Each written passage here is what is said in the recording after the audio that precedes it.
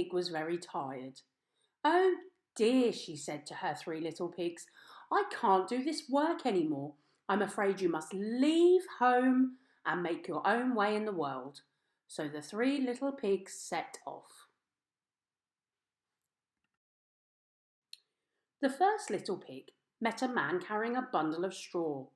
He had recently had a foot injury, so was selling straw to pay for his treatment.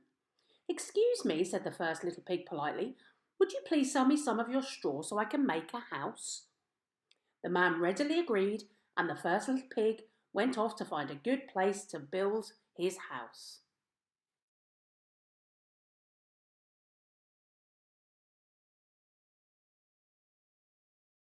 The second little pig carried on along the road, and soon they met a man carrying a bundle of sticks. He had also recently injured his foot and needed to pay for his treatment. "Excuse me," said the little pig politely, "would you please sell me some sticks so I can build a house?" The man readily agreed, and the little pig went off to find a good place to build his house.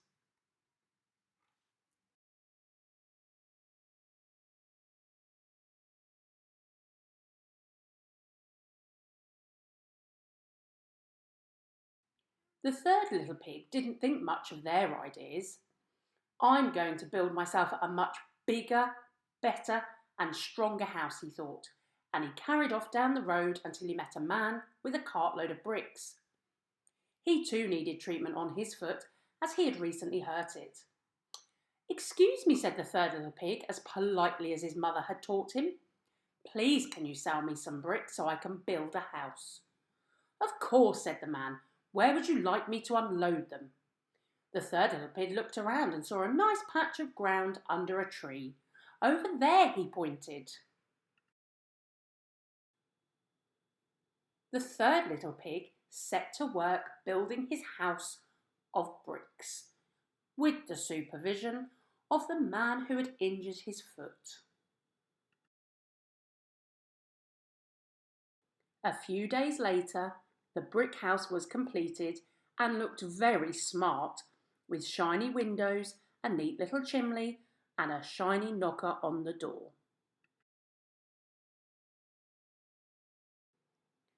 One starlit night, soon after they had settled in, a wolf came out looking for food. By the light of the moon he espied the first little pig's house of straw, and he sidled up to the door and called, little pig, let me come in."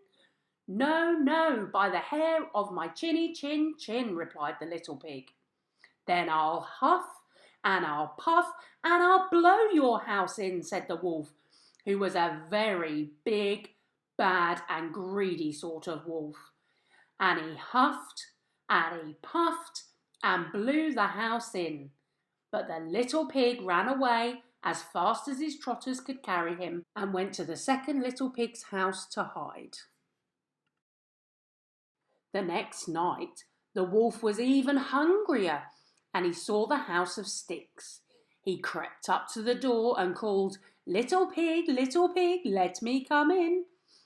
"Oh no, not by the hair on my chinny chin chin," said the second little pig, as the first little pig hid trembling under the stairs. "Then I'll huff and I'll puff and I'll blow your house in," said the wolf. And he huffed and he puffed and he blew the house in. But the little pigs ran away as fast as their trotters could carry them and went to the third little pig's house to hide. "What did I tell you?" said the third little pig.